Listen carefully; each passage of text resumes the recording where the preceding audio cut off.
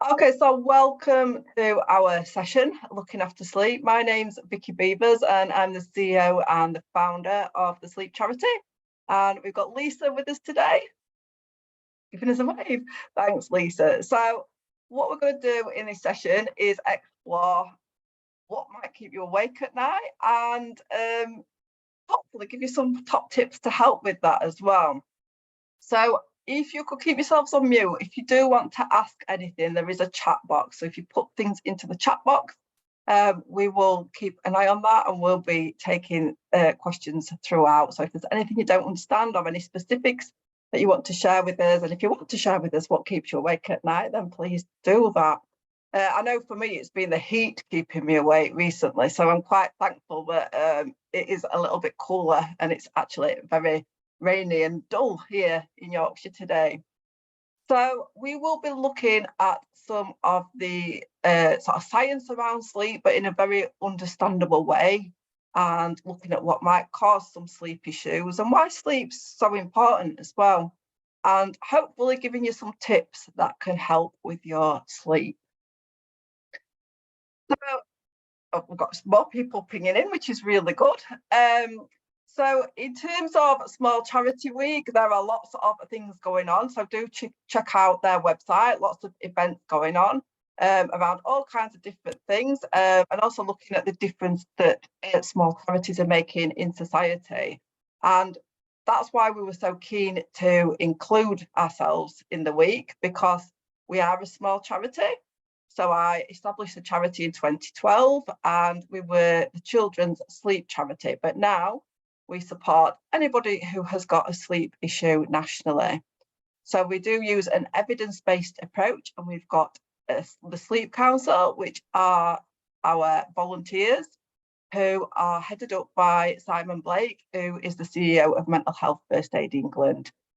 So they are in place to make sure that all the information that we provide is of the highest quality. And our mission is to empower the nation to sleep better. So we were awarded the Queen's Award as well for voluntary service in 2019, which is something I would recommend that all small charities look at. It's now obviously the King's Award, but that's helped us significantly to grow and to develop. So in terms of what we do, we support families. So we know children are often at risk of having sleep issues. And we have sleep clinics running in various parts of the country. We also provide healthy sleep information through things like workshops, seminars like today. We work with a lot of different academic institutions to research into sleep. And we also campaign to raise awareness about the importance of sleep for well-being. And more recently, we've started to provide healthy sleep information for adults as well. So in terms of why sleep is important, well, it's as vital as food and water, but often in society we don't give it the importance that actually it should glean. It's really, really key, and we want it to be put alongside things like nutrition. So we talk about the importance of diet, we talk about the importance of exercise. We want sleep to be right up there as well, because we know if we don't get enough sleep, it has a major impact on all kinds of things like our physical well-being and also mental health. So there's strong correlations between things like depression and anxiety and sleep issues. And we should spend approximately a third of our lives asleep, but many of us unfortunately don't. And in terms of why we sleep, well, nobody really knows. But what we do know is that it's non-negotiable. It's absolutely essential for us to live, to survive, and for us to be well.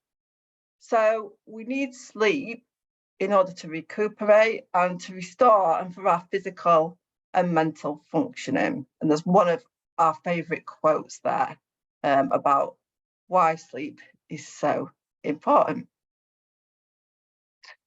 So in terms of your own sleep, I think it's really important to say everyone is an individual and we all need different amounts of sleep in order to function well. So you may hear people saying that they only need 5 hours sleep a night and they function absolutely fine. Whether they do or not is questionable. But some people may need maybe like 7 hours. Some people may need 8.5. It's an individual thing. What is important is thinking about how you function. So actually, are you sleep deprived? And if you're not sure, using something like the Epworth Sleepiness Scale can be really helpful. So what you do here is you think about how likely you are to doze off or fall asleep while you're engaged in the following activities. And you can score these. So a 0 would be that you would never doze, you'd never nod off. And a 3 would be there's a high chance that, yeah, you would fall asleep. And what you do is go through each of these activities, and you can find copies of these online as well. So it may be useful to share with your teams around supporting their well-being too, because we talk about mental health a lot, but actually, are you supporting employees' sleep? So once you have gone through the different questions, you can add them all up, and the higher your score, the higher your daytime sleepiness. So anything over 10 is deemed as being oversleeping. So just going to look at some of the science behind sleep now. So what we have is something called a sleep drive, and I like to think about it in terms of a battery. So when you wake up in the morning, if you've had a good night's sleep, so if you've had enough hours for you and it's been of good quality, so you've not been woken many times, your battery should be fully charged. And what happens as you go through the day is your battery gets depleted and you build up a drive to fall asleep. Now, you can charge your battery up a little bit by having a nap in the afternoon, and naps are not necessarily a bad thing. So your battery gets a little bit fuller, and therefore it may be that when you get to bed, you need to go to bed a bit later because your sleep drive hasn't fully built. But if you don't have a nap and you continue through the day, your battery will become depleted so that your sleep drive is really strong. So when you get into bed, you're tired and it's easier to go to sleep. So that's a really important part of the sleep science, because sometimes we are forcing ourselves to go to bed when actually our sleep drive hasn't built, or when we've compromised it by having a nap because we're so exhausted, and then we find we can't go to sleep because that sleep drive hasn't built. So we need to build up that drive for sleep during the day. We also need to think about our circadian rhythms. So our circadian rhythm is our natural body clock, and you've probably heard some people are night owls, some people are larks, some people are just exhausted pigeons. So what we mean by this is if you were able to go to bed when you like, get up when you like, then what would your preference be? So I am most definitely a night owl. I would stay up till 2 o'clock in the morning, and I would happily stay in bed till sort of 10 o'clock. That is where my natural body clock is. And what we know is that teenagers, for example, have a bit of a biological change around their circadian rhythm, so they become more night owl-ish. And if you've ever parented a teen, you will know the joy of trying to get them out of bed in the morning for school. And this is because of their natural body clocks. Larks, on the other hand, they prefer to go to bed earlier, and they will be up bright and early. And although we've got this predisposition usually towards one or the other, there are things that we can do to tweak our body clocks. So if you're a night owl like me, and you work, you need to get up at a certain time, then routine becomes really important. So setting a wake up time and a bedtime helps to keep our circadian rhythms on track. So there's been lots of experiments done around circadian rhythm, some where they've put people in caves with no clocks, just in darkness. And what happens is our circadian rhythms drift. So they're not spot on a 24-hour cycle. And this is why we need set wake up times, set bedtimes in order to keep them on track. because otherwise we can gradually move them day by day, and we can then end up nocturnal. So we need set wake bedtimes, really important. The other thing that's important is the role of darkness when it comes to sleep. So when it gets dark, our bodies produce a hormone called melatonin. And melatonin helps us to feel sleepy. So you may notice that you feel more tired in the wintertime, and you find it harder to wake up. So this is the important role that darkness plays. And light helps us to suppress melatonin, helps us to feel more wide awake. So sometimes people find using light boxes, like you would use if you had seasonal affective disorder, can be really helpful, particularly in wintertime, and particularly if you find it hard to wake up in the morning. So you can buy the light boxes. They're quite cheap now from Amazon. Just have half an hour of light therapy in the morning to make you feel much brighter, more wide awake, especially in those winter months. So light and dark do provide us with really strong cues, telling your body when it is time to wake up or to go to sleep. And light has been called the sleep robber because it does suppress the melatonin. What we've got to remember is sometimes we are in brightly lit environments at night time, or we expose ourselves to things like large TV screens, which are a light source, and then can trick our brains into thinking, actually, it's daylight, I don't need to produce that sleepy hormone, and you can continue to feel wide awake when actually you should be feeling more sleepy. So when we fall asleep, we don't just go spark out. There's lots of really interesting things happening. We have different stages of sleep. So we have a very light sleep. You might do the bit of jerking as you nod off, and that's completely normal. And this is called stage 1 sleep. So this happens just as you fall asleep, you're in this really light sleep, and you can be easily woken up. So if a car were to pull up outside, you would be, just nodding off then.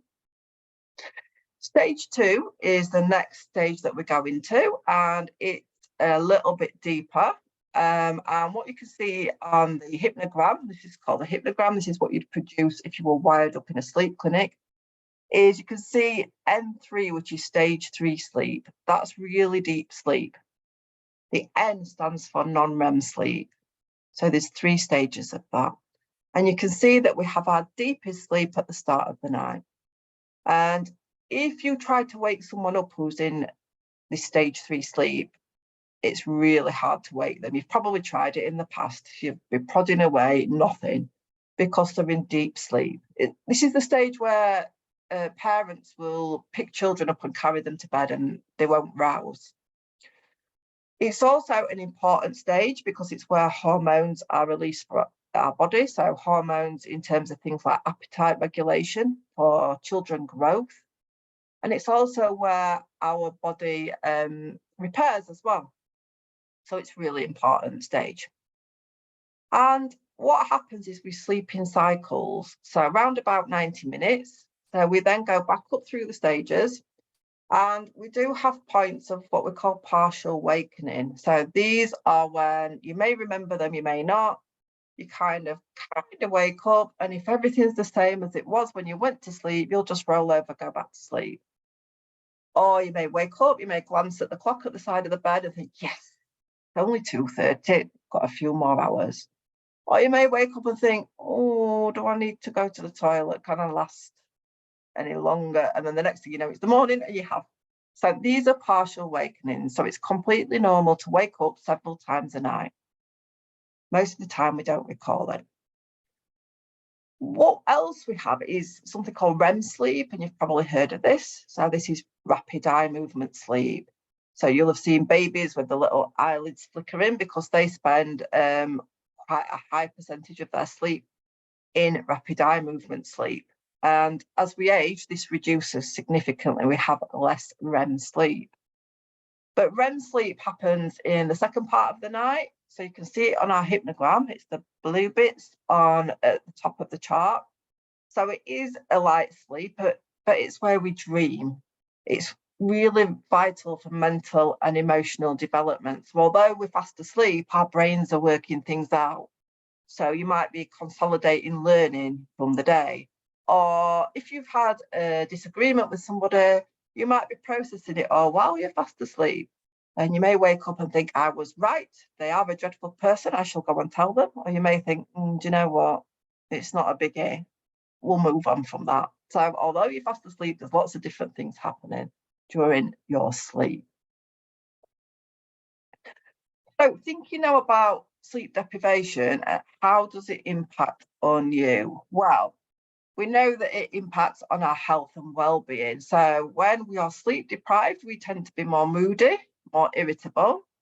It also increases likelihood of depression and anxiety, and our stress levels also go up. And in terms of physical health, it's a pretty depressing picture. Sleep deprivation's being linked to things like heart disease and stroke, even Alzheimer's, obesity, type 2 diabetes. And what we know is it lowers our immune systems. So we start to pick up things that normally we would just fight off.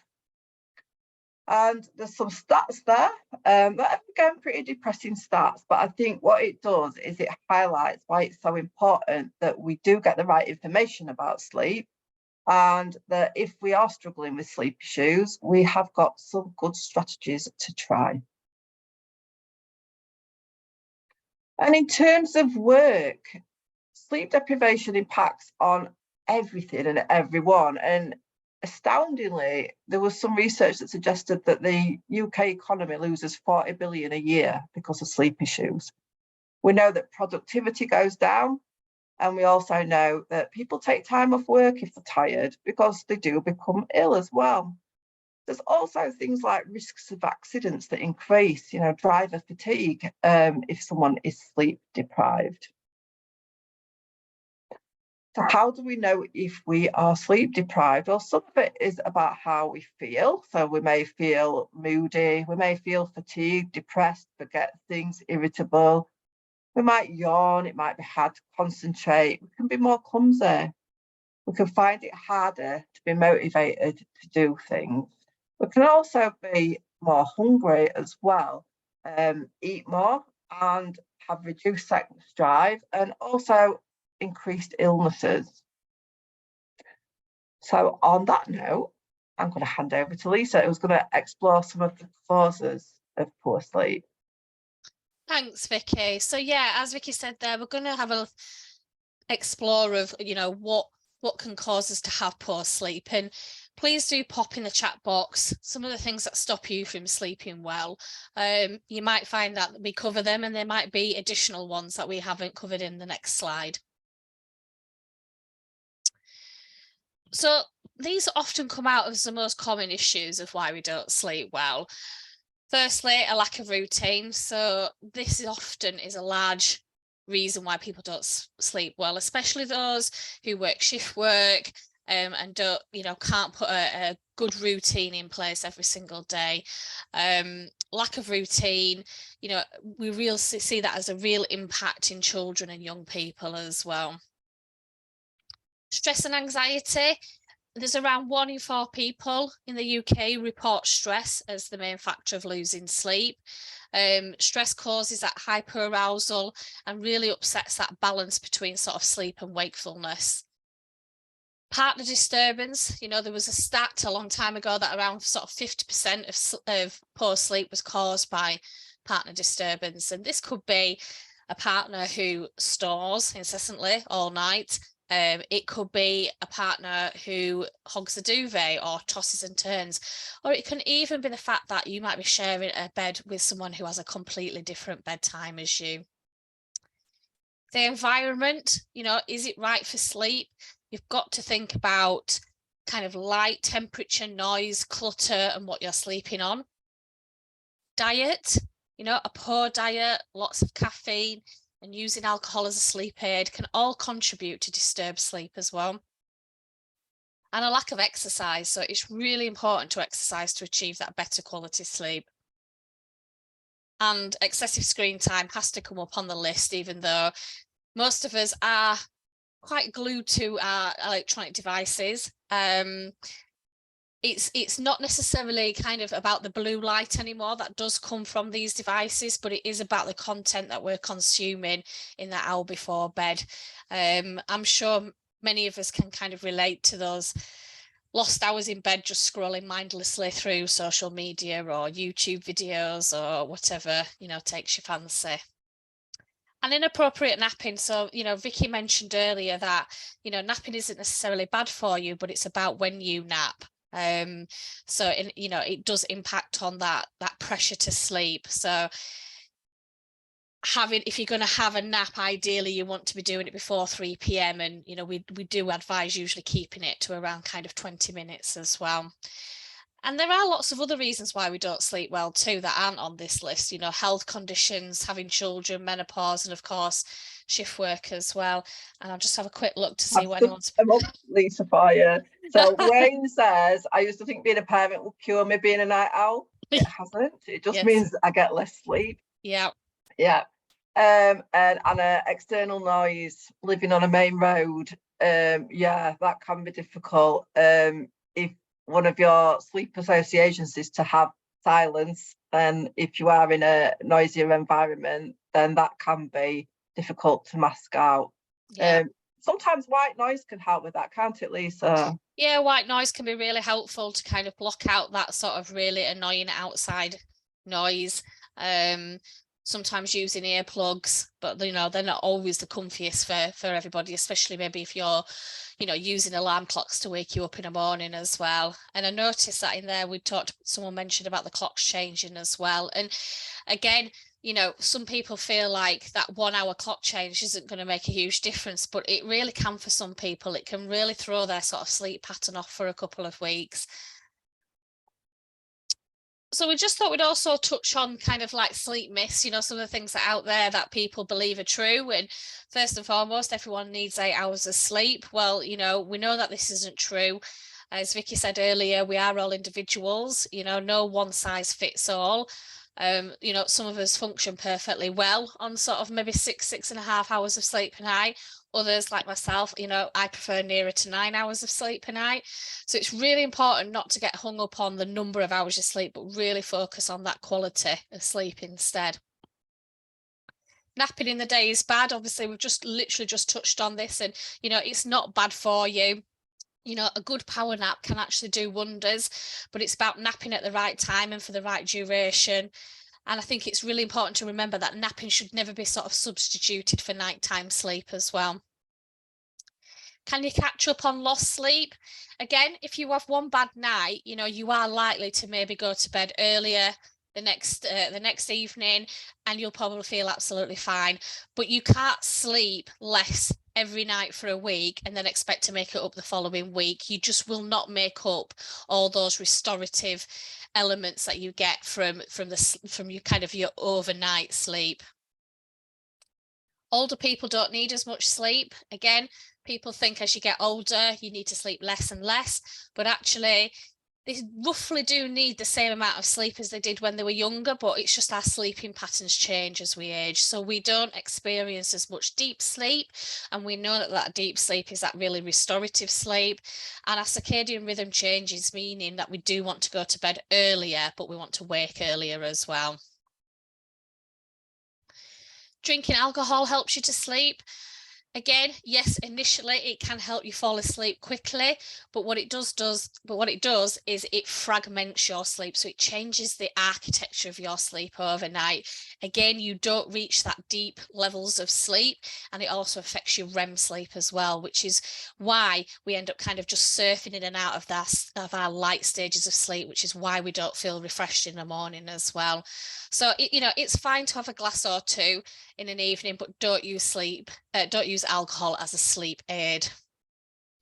And eating cheese gives you nightmares. Now, everyone loves when I bring this myth up, because for those of you who do love cheese, you will love that this one is an actual myth, because cheese is actually good for sleep. You know, it's full of calcium, obviously, got loads of sleep inducing properties, and actually a really good bedtime snack is like oatcakes and cheese.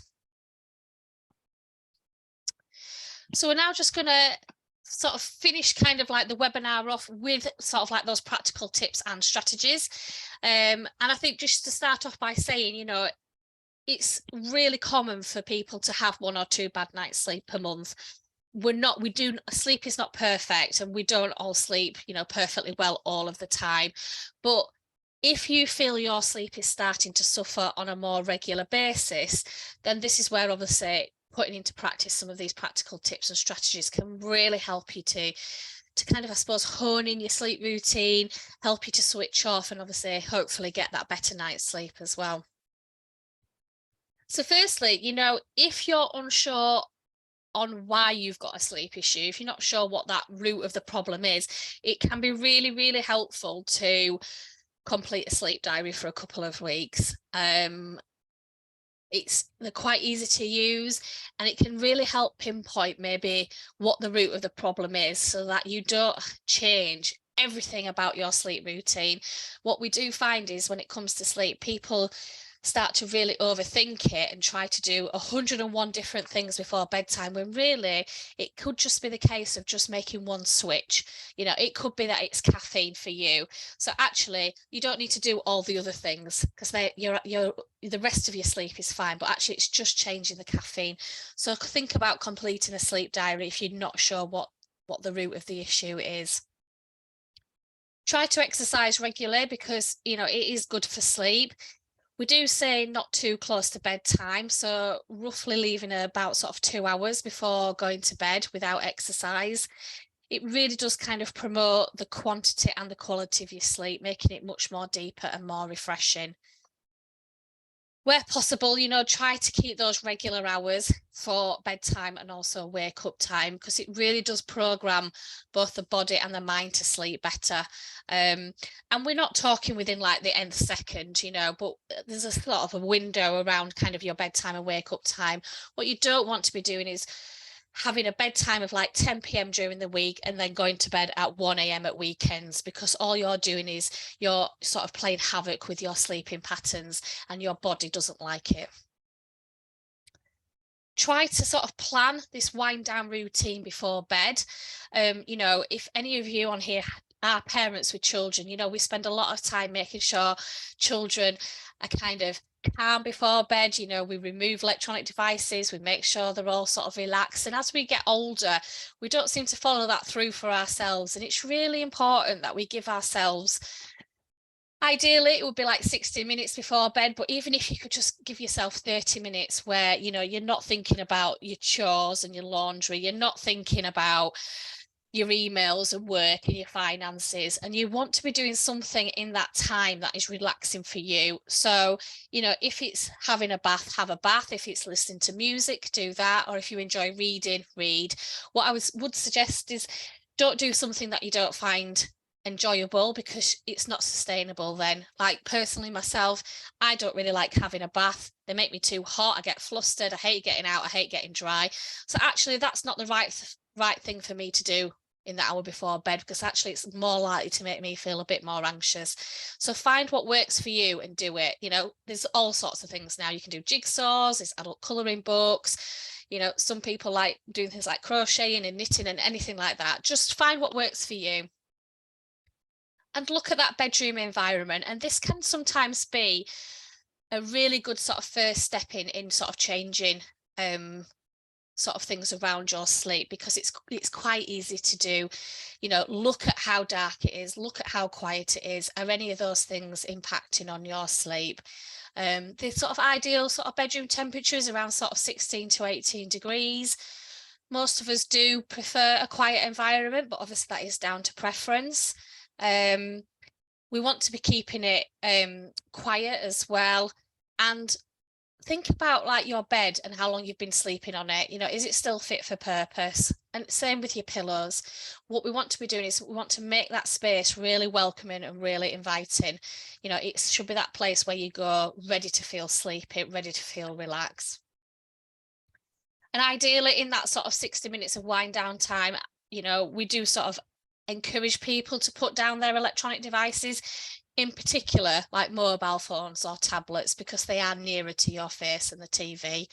I always say I don't mind people watching TV a little bit before bedtime, especially if it's something that they find quite enjoyable, you know, if it's watching like a light-hearted film or, a comedy show or anything like that. But obviously what you don't want to be doing is watching a horror movie if you hate horror movies and it's the last thing you're doing before going to sleep at night.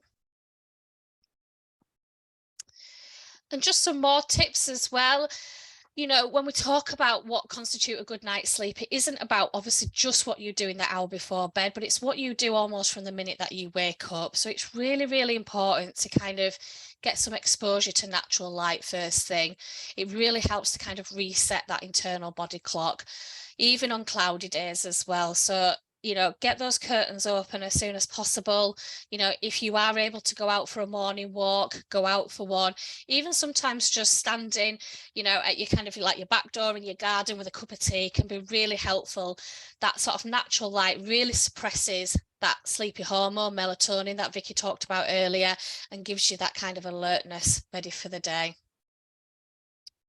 Equally, at the other end of the spectrum, you know, we want to be kind of dimming lights in an evening to increase melatonin production so that we do feel sleepy, but also because it really sets that relaxing atmosphere before bed as well.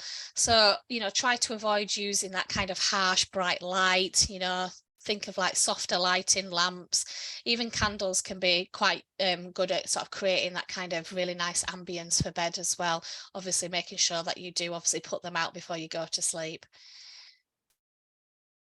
Finding a way to kind of separate your work life from your home life. You know, especially since well, sort of during COVID and after COVID, you know, more and more of us are now working from home. So it's really important to have boundaries, you know, to stop looking at work emails, making sure that, you know, when you've finished your working day, that day is over. You know, don't be tempted to pick the laptop back up. You know, you do not want to be working too close to bedtime. We've talked about kind of alcohol and caffeine earlier as well. So again, you know, it is useful to just kind of watch your intake. When it comes to caffeine, you know, we are all individuals, so our tolerances to caffeine are different. So again, if you know you're quite sensitive to it, you know, I would look at kind of avoiding it 8 hours before your bedtime. But for instance, myself, you know, I can enjoy a cup of tea in an evening and it has no bearing on my sleep. So there's no need to cut it out if it's not affecting your sleep. But if you are suddenly realizing that your sleep is suffering, have a think about caffeine and whether that's playing a part in that. And the same with alcohol. As I said earlier, you know, it's fine to have a glass or two with your evening meal, but just don't be using it as a way to relax before bed, because really that's not what you want to be using it for. You know, it's nice to enjoy it, but don't use it because it becomes a bit of a sleep association that you can only have alcohol in order to fall asleep quickly. Writing down kind of worries before bed, you know, as I said earlier, obviously one of the common reasons why people don't sleep well is obviously stress and anxiety. And it can be really helpful to kind of write down sort of troubling thoughts, or even a to-do list before bed. And it can, you know, it becomes quite therapeutic for some people. I particularly like to have a notepad and pen in my bedside drawer, often because when I get into bed, not only do I think about the 101 things I've got to do with like my kids and things like that, but also that's sometimes when my best ideas come to me when it comes to work. And actually what I want to do is be able to kind of write it down so that I can revisit it in a morning. So again, you know, with the troubling thoughts, you know, if you've got lots of worries or concerns, writing it down can feel like you're offloading it, but it can be quite nice to kind of just put that on its head and just end with some 3 positive thoughts as well, just to make sure that you are in the right frame of mind for sleep.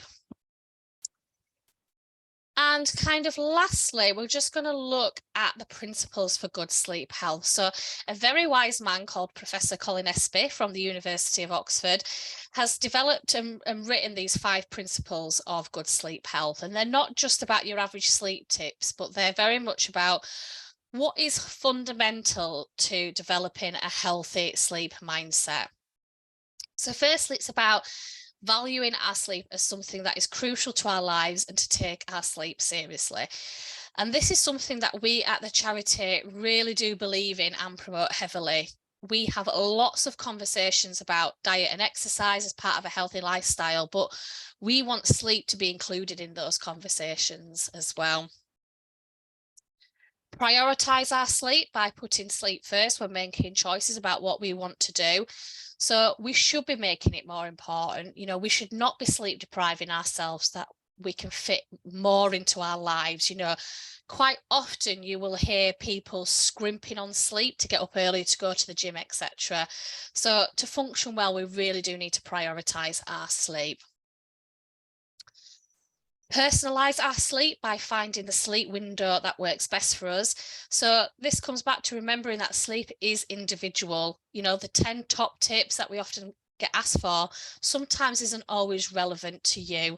So you need to find what your issues are and what you need to do to improve it. So it's about finding that what works best for you. And trust that sleep is a natural process and that sleep will get itself into a good pattern. Trust in sleep is a really important one because we can't force sleep. By trying to, we can actually increase our anxieties around sleep and stop ourselves falling asleep further. So trusting that sleep is a natural process and that if we do put the right things in place, sleep will get itself into a good pattern. And lastly, protect our sleep by avoiding or preventing things that can upset it. So we need to continue to safeguard our sleep because sleep is really fragile and it can be very easily broken. So where you can, you know, protect it by avoiding or preventing things that can upset it. And then just lastly, this is our signposting slide. You know, if you want to find out any more information around sleep or you do have a bit of a sleep issue that you want to talk about, you find lots of information on our sleep charity website, which is literally just thesleepcharity.org.uk. But we also now have a national sleep helpline that opens 5 sessions a week. If you look on the website, it will give you those opening times. And that is manned by experienced sleep advisors who can help talk through your sleep issue, give you some strategies, or even signpost you further. There are also 2 digital apps for cognitive behavioural therapy for insomnia. So CBTI, as it's commonly referred to, is the first line treatment for insomnia. And these 2 programs, Sleepio and Sleep Station, well, I think they're a little bit hit and miss on where they're available through the NHS. Sleepio, I think, is available through the NHS in Scotland and Sleep Station in England. And at the moment, Sleep Station's the only one where I think you can pay privately to access as well. Sometimes your own GP can refer you for CBTI as well, but it's very much postcode lottery at the moment. Not everywhere is able to offer it. The NHS websites have got lots of information around insomnia and obstructive sleep apnea, you know, 2 very common sleep disorders. There's the Royal College of General Practitioners to find, obviously, a list of GPs there. And as always, you know, your first port of call should be a GP if you've got what I call like a really serious sleep issue, something that has been ongoing for a while. There's any other kind of health conditions present as well, including whether it's physical health or mental health. And that's all for today. So thank you very much for listening. A whistle-stop tour around sleep. As I said, if you want to obviously find out more information about our work or our training courses, or even to sign up to our mailing list, you know, do visit the website. Equally, we have put the email address up there for our info account if you want to email us about anything as well.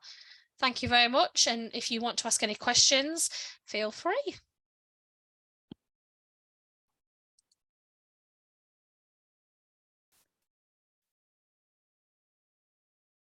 Thanks, everyone. Hi, Anna. Anna.